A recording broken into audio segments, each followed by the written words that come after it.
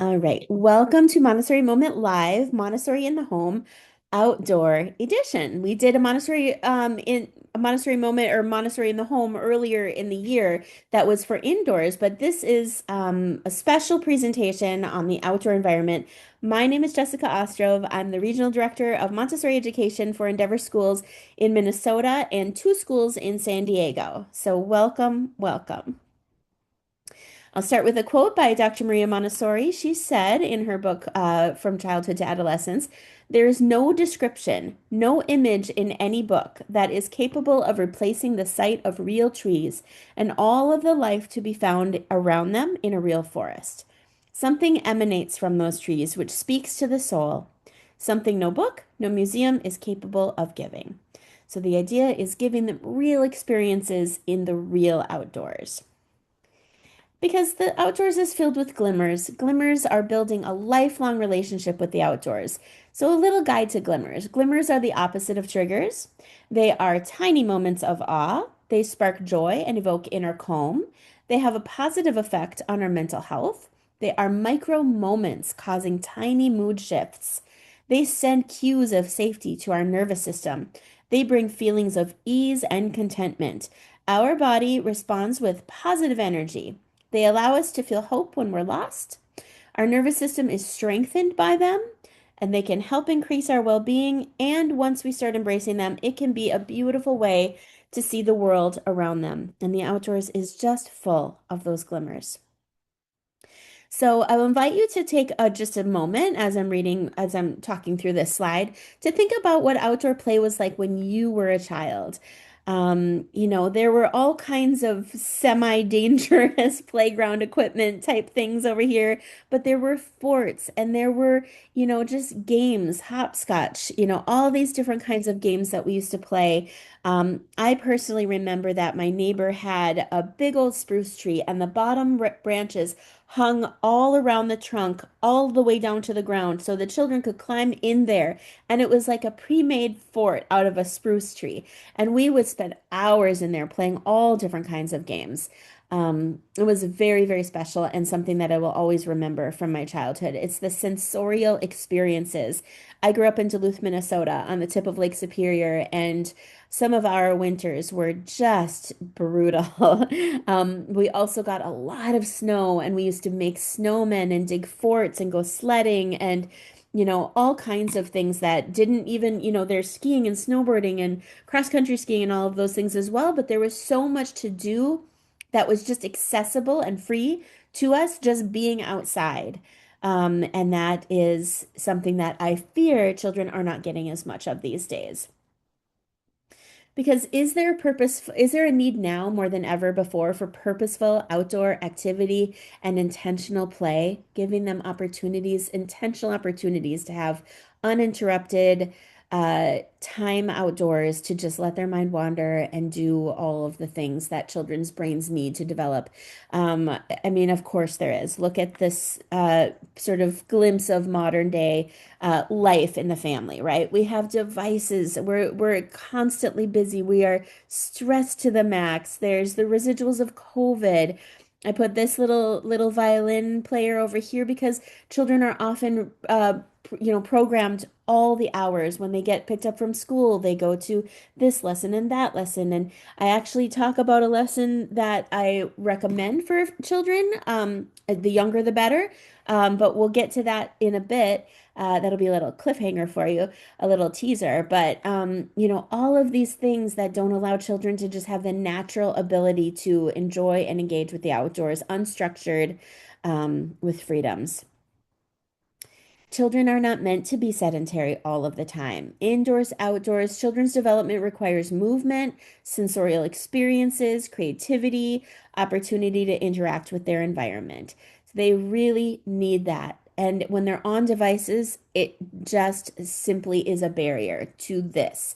When a child has a choice between a device and these types of opportunities, it's not a given they'll choose these kind of opportunities because the screens are designed to be highly addictive to children. And we're seeing that it sort of trumps any other opportunity that they might be presented with. And that can be really, really a hindrance to their development. So every moment that children are active outside, they are not sitting passively with a device. They're forming connections with the outdoors, and we as the adults have the opportunity to show them that it's worth it to get out there and help them fall in love with it by giving them experiences, sensorial experiences, right? That feeling of your feet on the bark of a tree that you're climbing and the width of the girth of that branch that you're holding on to. And is that a branch that we can hold on to? Is it a strong enough one to stand on? Is it just there for a little balance? Is this child with running after the dog? Are his feet bare in that grass? Is it cool? Is it wet? Is it, dry? Is it warm? What is it? What is all of these different experiences that we experience with our entire bodies? Have you noticed, and this is the sort of the repercussions of this digital age that we're in, that we have the power to combat as the adults, right? So have you noticed um, what some folks are calling the new child? They might have a harder time settling into anything, settling into bath time, settling into dinner time, settling in at school, settling in at grandma's house, all the different things. They just have a harder time settling in. They might have a harder time playing independently. Children often will be completely engaged with materials for 45 minutes, an hour and a half. It just depends. But we're finding that it is not happening as readily as it in years past. They might concentrate for shorter periods. They might seem less able to solve problems. They might need more adult connection. They're more attached to their adults. They're less secure in general. They might desire less independence. They'd probably rather sometimes have the adults do things for them versus that independent drive to do things for themselves. They may have more conflicts during play dates. They might get more easily upset. They might have a harder time going to bed and staying in bed. So the great news is that the tools to support children, they're already within the Montessori method. And this is already the way that we run our schools at Endeavor. All of our schools in Minnesota and California, all across the country, we already have the tools within the Montessori method. We use observation. We get to know that child in front of us. We prepare ourselves to work with children. We understand child development. We respect children. We focus. We work on ourselves to be kind and patient and curious, positive and optimistic. We will believe the best. We want to always believe the best about the child. We have an interconnectedness in our curriculum. So when we do art or music, we're also doing math. When we're doing geography and science, we're also doing language, etc. It's all connected in Montessori. We have individualized instruction, so we don't have all whole group lessons for early childhood. We customize the experience, finding the just right needs of each child. We can shape the experience without waiting for IEPs and diagnoses. I mean, those things are important to get if they're needed, but children have all different levels and styles of learning. So we are able to customize to the child through the Montessori method because we also have a mixed age environment. So children are teachers and leaders while they're also learning.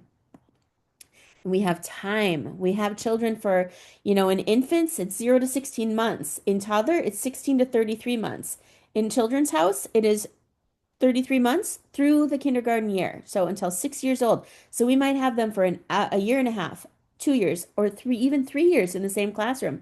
We can't force the child to develop, but we build deep, deep trust and relationships with the children that then allow them to free up their mind to be able to really engage in their learning.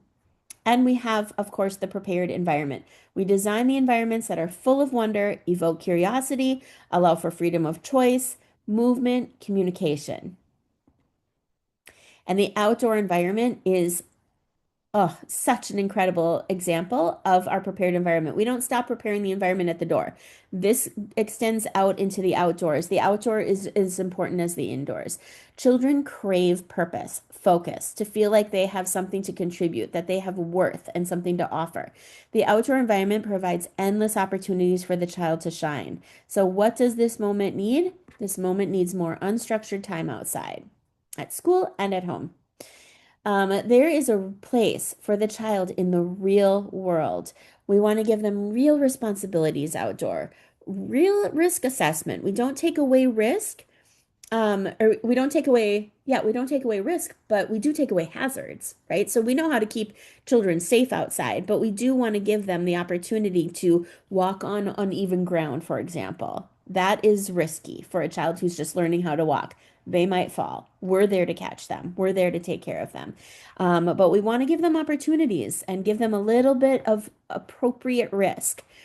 They need real movement and physical competence, real trails, real mud, real weather, real child-sized tools, gardening tools, brooms and rakes and shovels that are the size for the child so they can do real work that they see the adults in their lives doing and they feel the desire to do that as well. Why the outdoors matters. It supports gross motor development, perseverance, problem solving. There's a regulation of sleep and mood and nervous system. There's a building of early connection to nature, curiosity, exploration, and wonder. The outdoors, it offers freedom of movement, communication, and choice. It internalizes the cycle of the seasons. And this is one of my most favorite things about spending a lot of time outside with children is that not only does a child internalize the schedule throughout a day, but over time, especially living here in Minnesota, where we have four very distinct different lengths, but they're four very distinct seasons. And, I don't know about you, but when it's, the hottest days of August, my body is starting to feel like, okay, it's time. It's time for this to cool down. It's time to get a sweater. It's time to put that other blanket on the bed. And I feel this shift in what my body wants and needs because after almost 50 years, I've been living through Minnesota seasons and I have it internalized. What should be coming up here and there.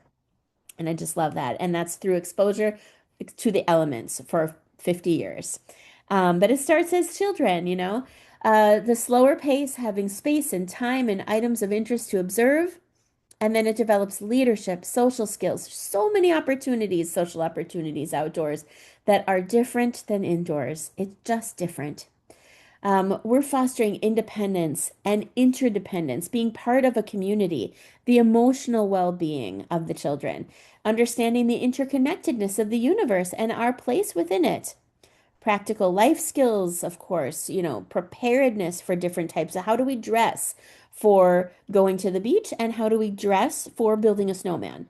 We need to know what is needed to be able to comfortably enjoy those different environments. Resilience and adaptability by experiencing different elements. And I just love this concept of the repertoire of automatic movements. So if we think about all of the movements that we do in life, whether we're driving to the same workplace every day, putting the coffee filter in the coffee maker, there's so many things that we do without even thinking about it because we've done it so many times. But we didn't start out that way, of course.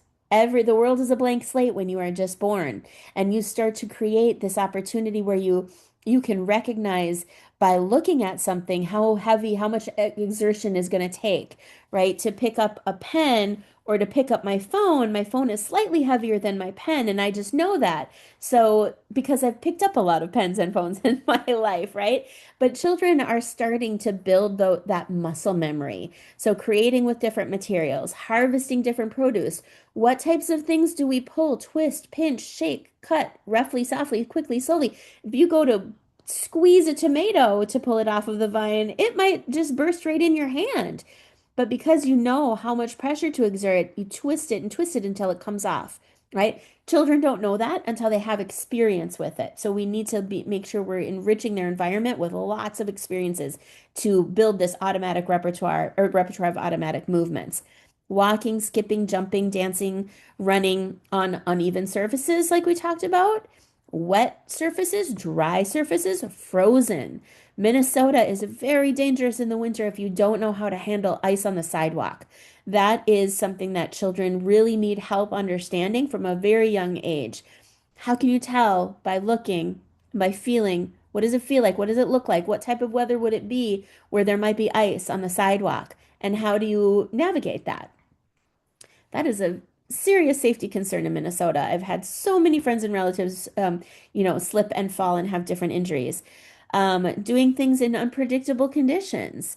working within supervised increments of risk, as we discussed a moment ago, adapting care and handling for the outdoors, right? So we talk a lot about care and handling in the classroom. We give them fragile things intentionally, and things outside, like the tomato I was talking about. There's different ways of handling different objects. If you see a pine cone that is like this, they're pretty sturdy and you could probably do kind of a lot to it without it being damaged. But those small, fragile, flaky ones, you can't treat the same way because they're more fragile and delicate. So all of these experiences children are building so that they just know without thinking about it how to interact with their environment. And we take that for granted, but it really is part of the big work of the child. Of course, the sensory exploration. I keep mentioning sensory exploration and interaction. So texture, breezes, wind, snow, rain on our skin, feeling the temperature, interacting with different things of different weights, color and shadow, scents. My goodness, we just passed through the time of the year in Minnesota where the lily of the valley and the lilacs are all blooming at the same time. You can smell it everywhere. It is, unless you have allergies, it is divine. It is just incredible. Enjoying natural sounds. Sometimes those natural sounds of birds come a little early, waking me up, but I am grateful for them, even in those moments where I was like, can't you just wait another hour? And of course, who will care for the environment in the future if we do not help children to connect with and love the environment now at these young ages and build that? Because remember, being outside benefits you too. It's a mental health boost. There's physical health benefits, cognitive and creative enhancement. There's so many benefits to all of this time that we spend outside for the children. And we're modeling for them that type of healthy behavior. So the mindset of the adults is very, very important. How we as the adults approach this really does matter. It's an opportunity to decide what we want to instill in our children. What are the values that we want to give our children? What are the experiences? What are the connections? What is the relationship that the children have to each other in the outdoors? We get to decide that, and it's a huge responsibility.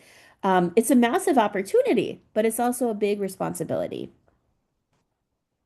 So, some of the things to consider is the idea, you've probably heard this before, there's no bad weather, just inadequate clothing, right? So we want to show children how do we dress for a windy day, a rainy day, a snowy day, a hot sunny day.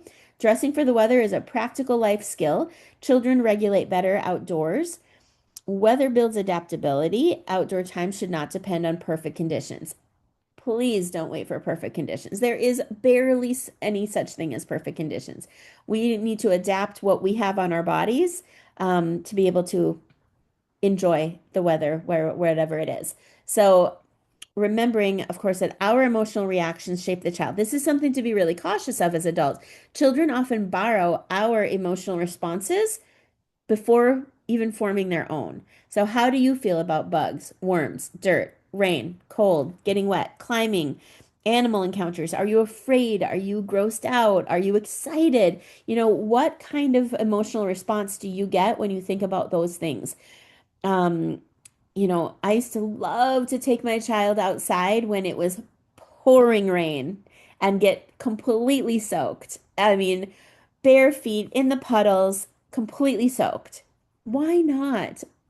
There was never a time when we were soaking wet that we didn't eventually get dry. It's just it's physics. But we want to always have the positive attitude. Thinking about manageable risks.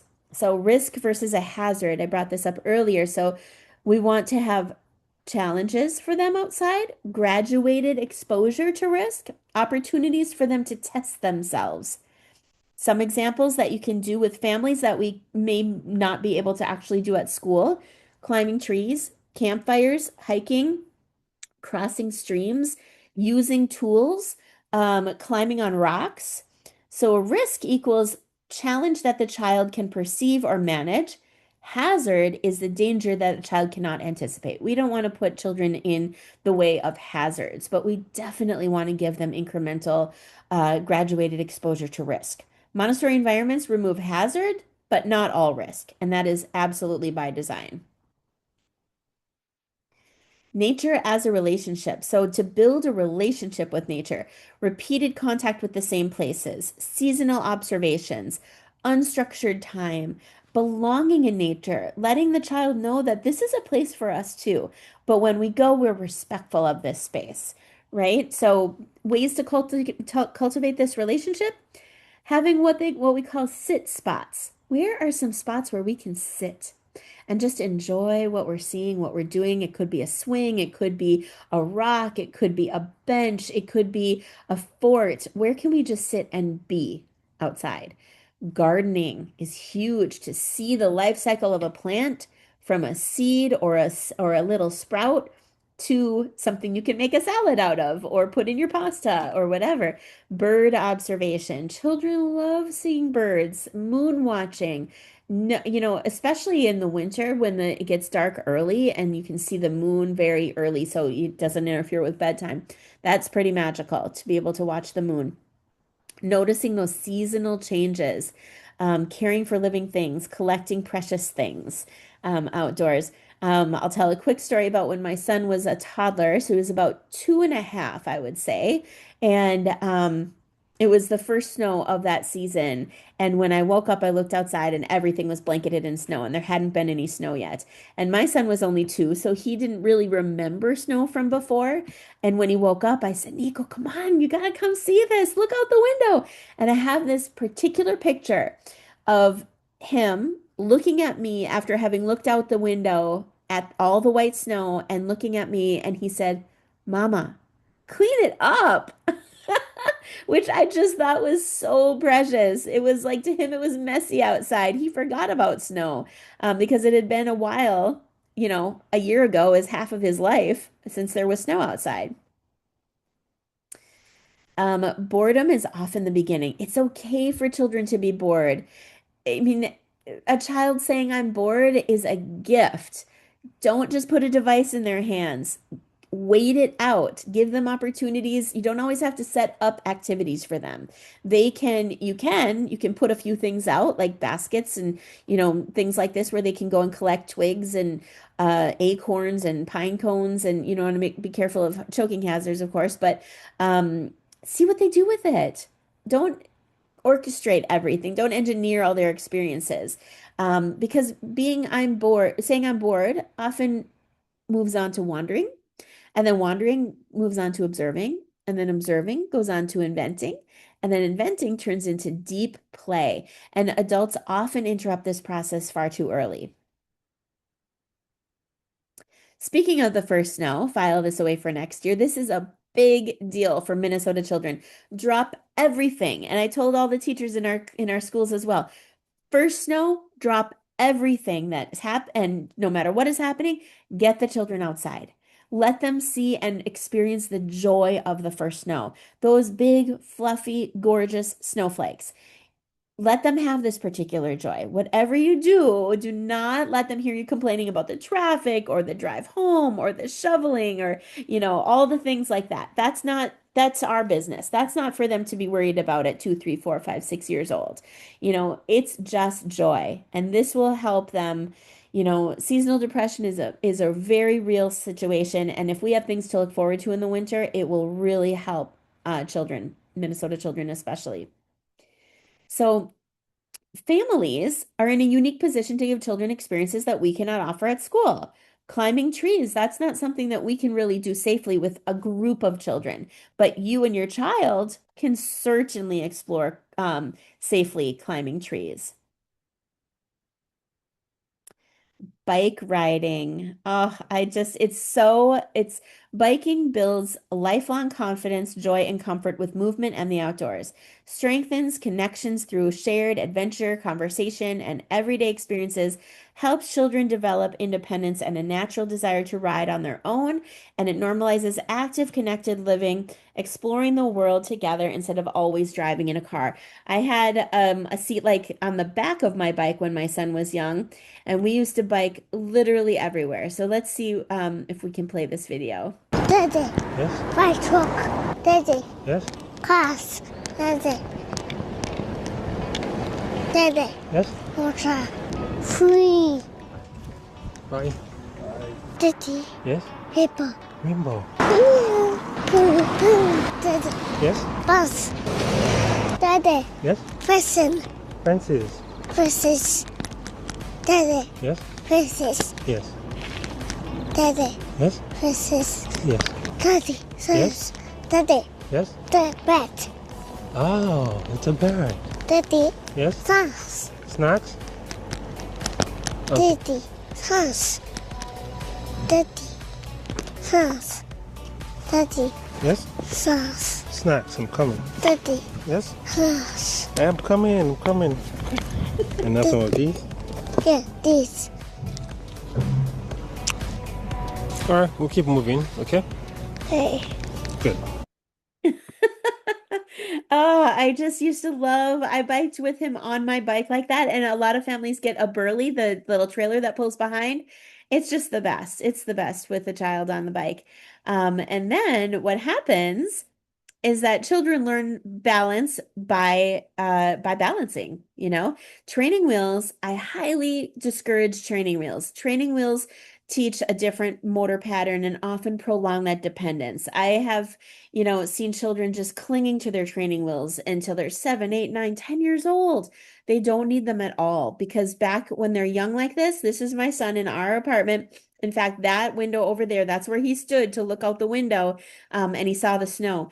But I let him practice in the living room, which is maybe not the best place. But if you lower the seat all the way down, I did everything. I ran with my, holding on to the back of his bike. I did all of that. Practically fell and hurt my back doing it. He didn't need any of that. He just needed time and he needed to have the seat down low enough so that if he sat on the bike, his feet were touching the floor. And what he just did, because he had been on my bike with me so many years, put one foot on a pedal, push it down. Another foot on the pedal, push it down. And slowly, slowly, slowly, slowly, then suddenly he was biking. So I will show you, and you'll hear my same voice. This is from, well, if my son is 19 now, about 16 years ago. So let's listen in. Go. Yep, go ahead.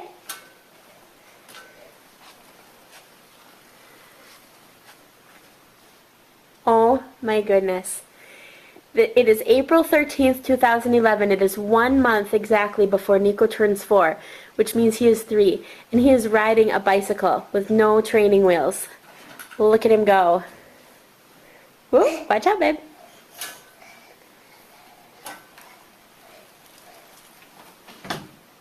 In the apartment, we have limited space. Mommy, I want to see. Mama, I see. He wants to see the video. But he's very, very, very proud of himself. So I promise that children can learn how to ride a bike without training wheels much earlier. Even having the training wheels on there, it just really honestly, it builds in a crutch that they don't need and they get really, really scared to let go of that. So allowing a child to just explore themselves with a bike like this, having the seat all the way down, 3 years old, no training wheels. It's really, really, really extraordinary what children can do when we give them the opportunity. Water and swimming. Oh my goodness. This is something, of course, we can't offer at school. Our swimming lessons, not in our schools anyway. Water safety is a critical, critical life skill. Confidence reduces panic. Early exposure really matters. It's just like the biking. When they are growing up with it from basically age 0, they will be so much more comfortable. There are so many children that have deep, deep, deep phobias and fears of swimming and water. But the joy that they get from having this type of experience with water and throughout their whole life, then that will last them a lifetime. You never know what they'll end up doing, being ocean swimmers or scuba divers or all of those water skiing, all of those amazing things. But all it does, you have to start with them very young in the pool. I think the first time I even dunked my child was at like about 6 weeks old. Very, very young. This when women have water births and the children are underwater, there is a natural thing that they don't breathe in underwater. Now, be cautious, right? You have to be cautious. You have to be comfortable with it. You have to trust it. But I wouldn't do it if it wasn't something that made you feel comfortable. But very young, this is the first and most important recommended class to do outside of school. We talked earlier about all of the different things that children have soccer and karate, and they have sign language, and they have yoga, and they have dance, and they have all these different things. Swim lessons. Swim lessons are the most critical outside of school classes that I would definitely recommend. And it's just safety because you don't ever want them in a situation in the future where they can't swim and they need to for their safety. Nighttime and darkness. Oh my gosh, flashlights, stargazing, evening walks, reducing fear through familiarity. All of these things that children can, develop fears of. Early, comfortable, safe exposure will drastically reduce those things. So this, you can see the little glow stick bracelets on the children and they're going for a nighttime walk in their neighborhood. Just lovely, stargazing, being able to get outside of the city where there's not so much light pollution and be able to really see the stars. It's magical.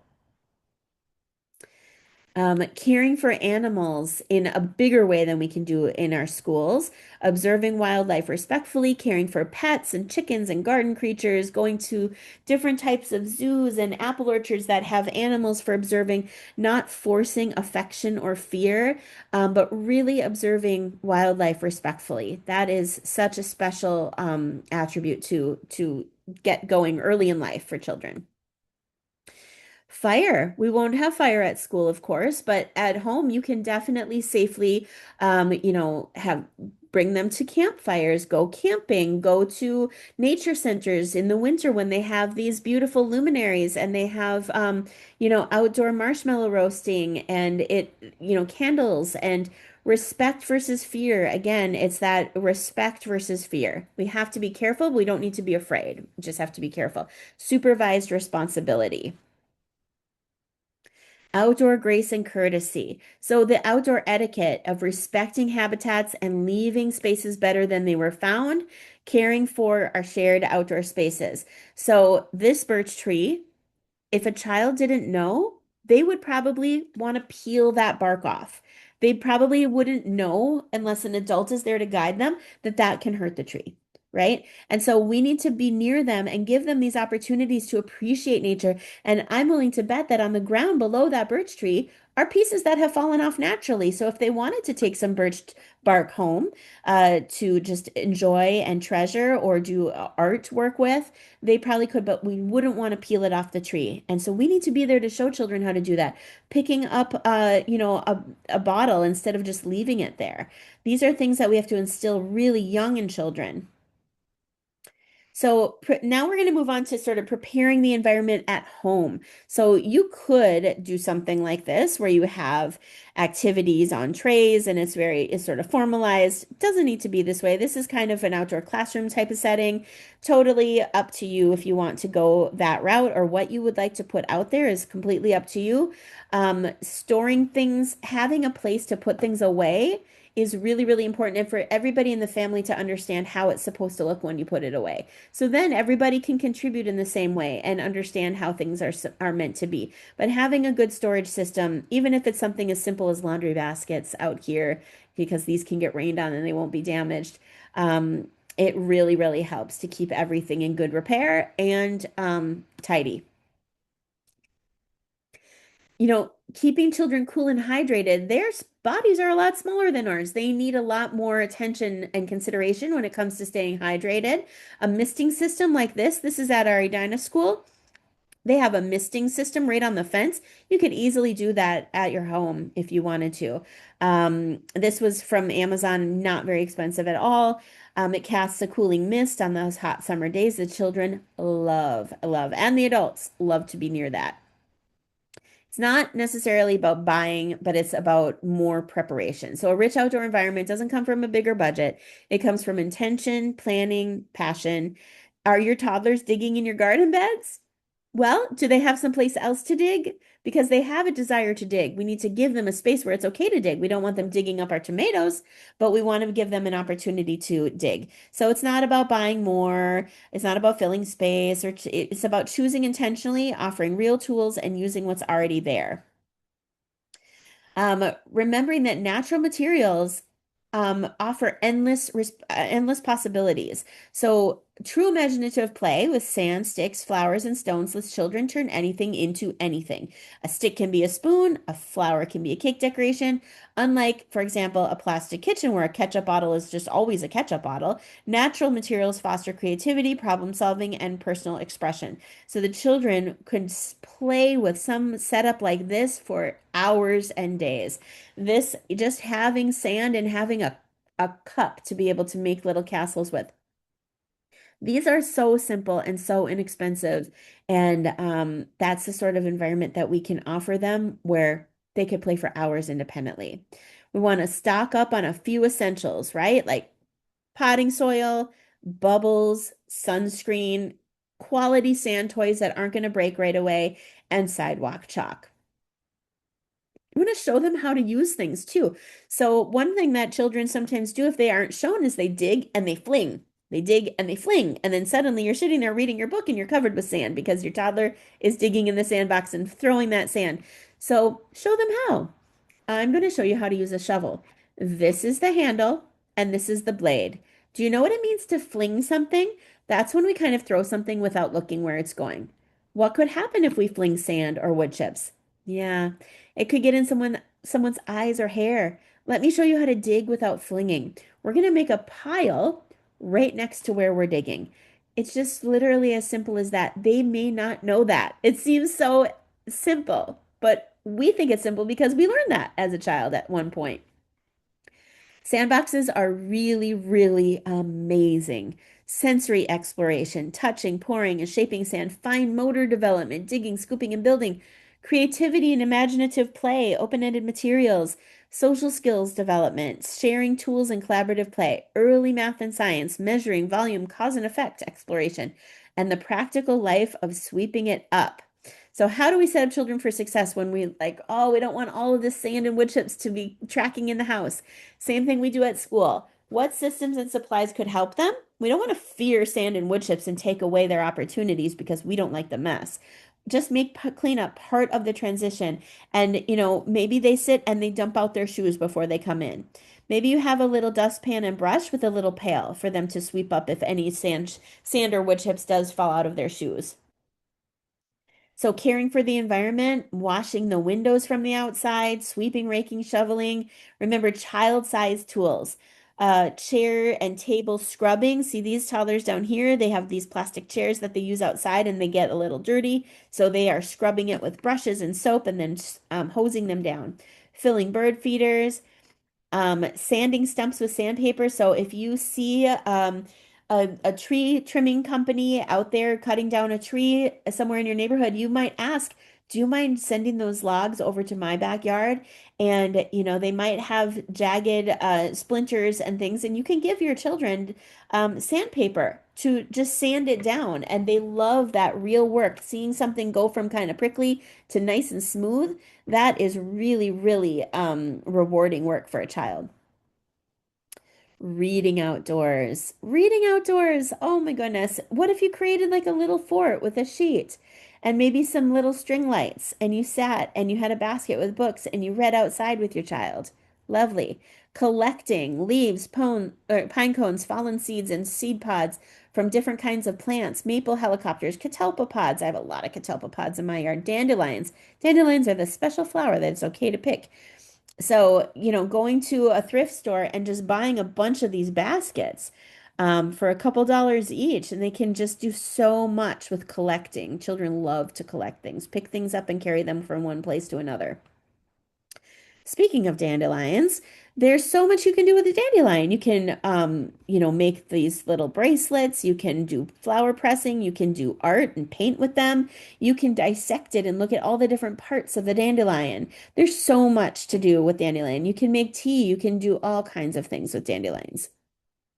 There's art that you can do outdoors that you can do this art indoors as well, but it just, sometimes it's just a little bit more conducive to doing it outside, like leaf rubbing. They can just go collect a leaf and rub it right there.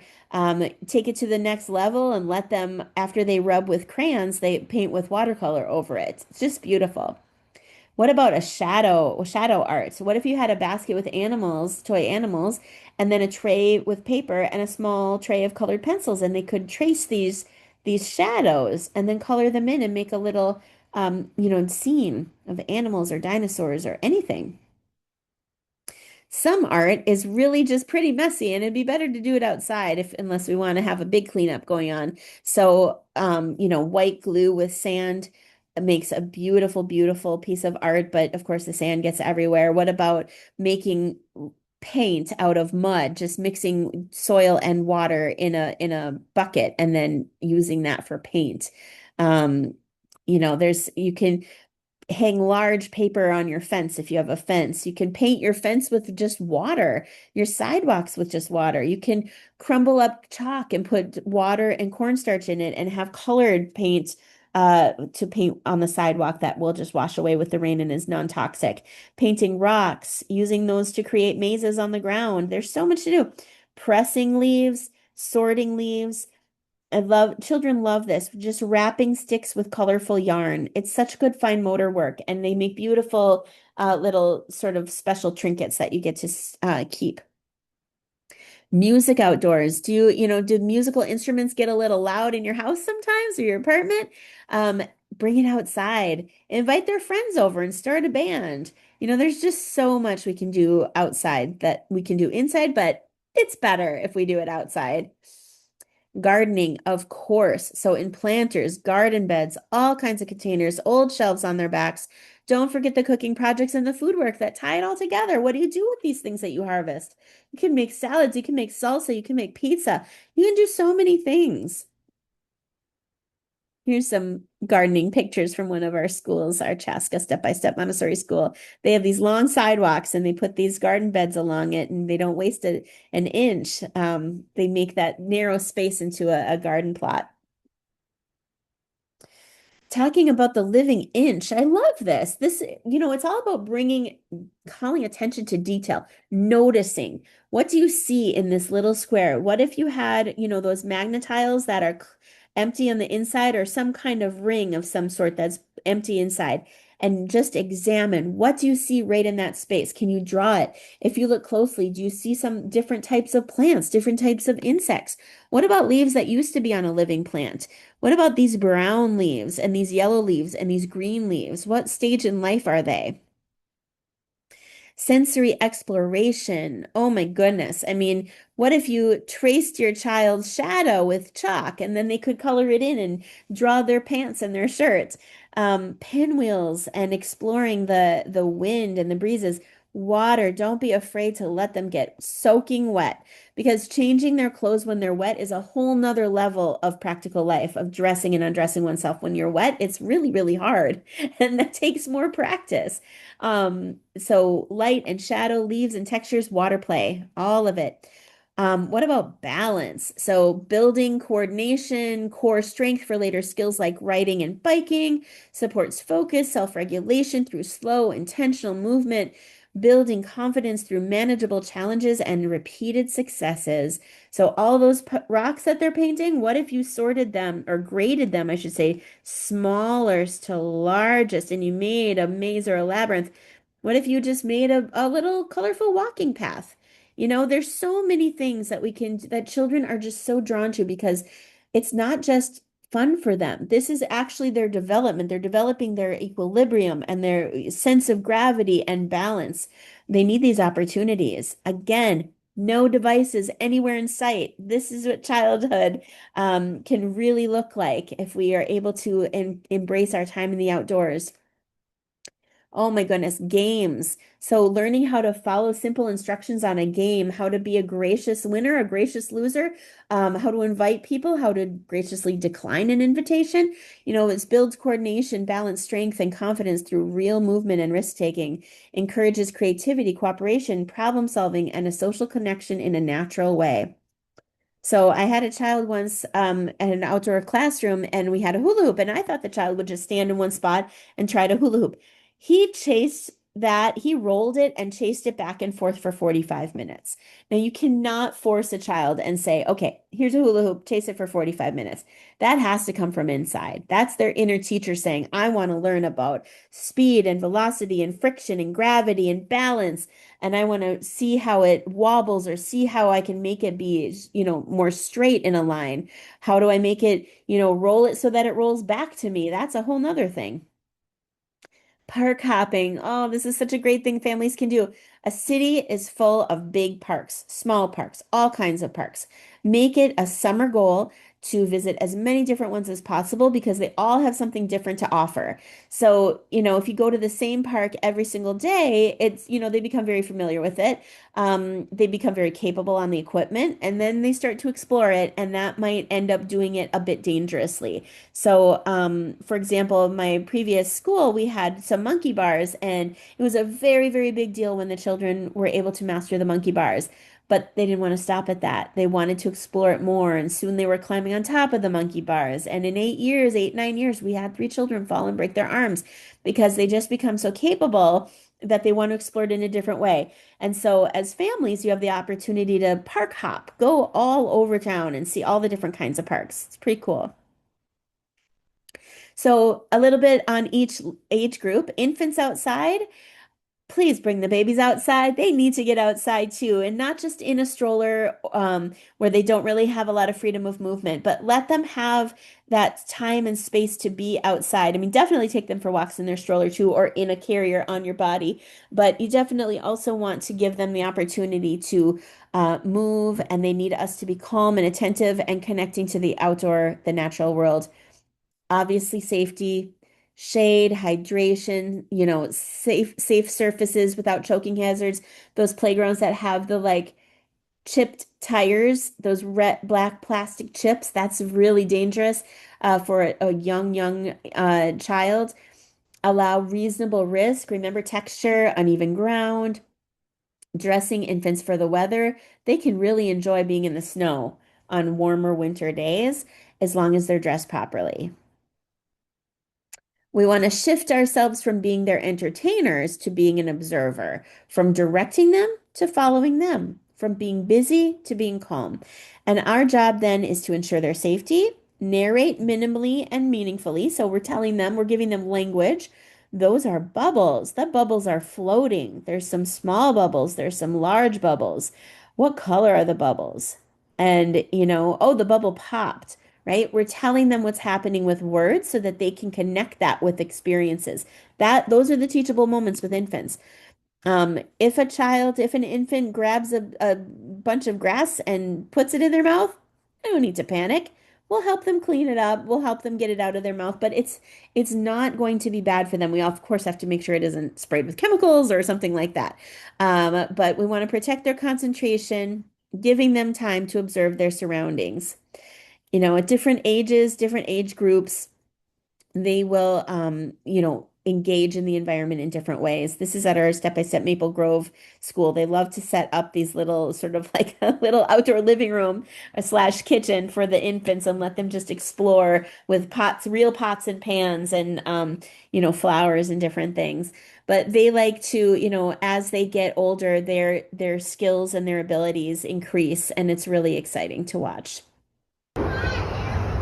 Here's at the Maple Grove School. I love this book, Everywhere Babies, and it reminds me of that when I go to Maple Grove and I see the babies everywhere.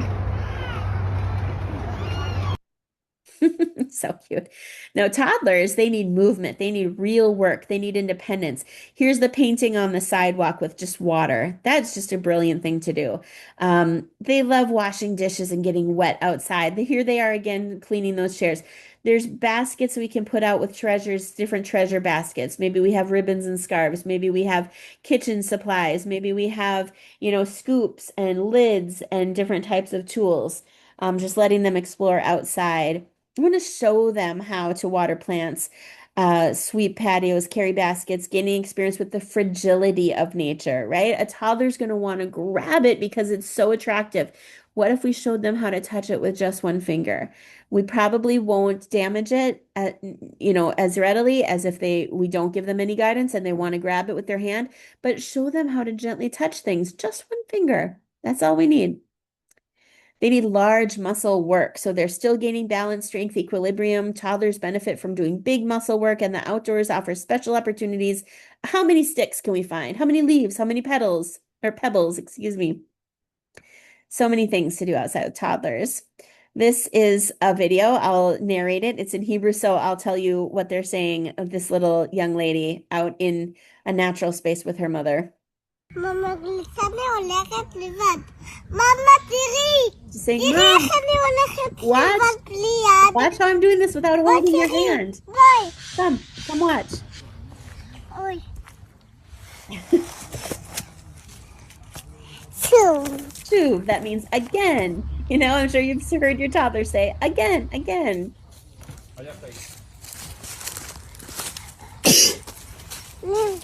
תודה. The mom sneezed and she said, bless you. The mom said, thank you. מה את עושה?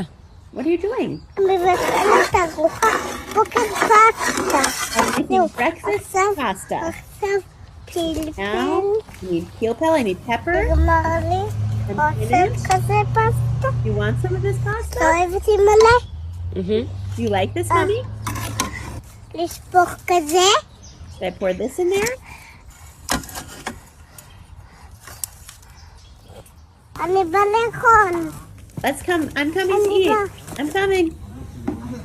Snack time. כאן. Here. כן. בכחול הזה. Yeah.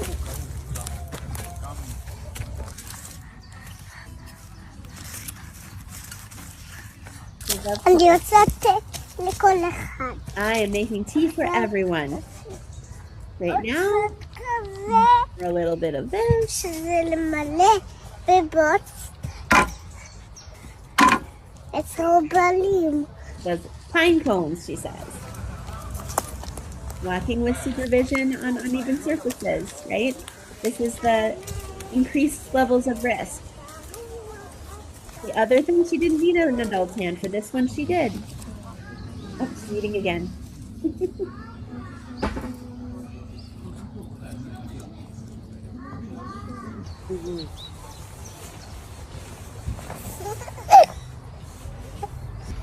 ככה?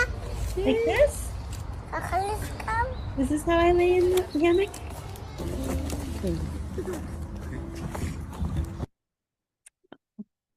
So sweet. So very sweet. Okay, so dream a little dream. It's okay for children just to sit and think. Reggio calls this provocations, where we set out things to explore.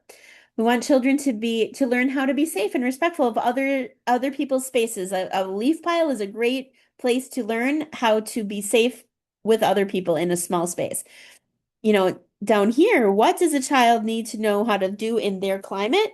This is Minnesota. They definitely need to learn how to shovel.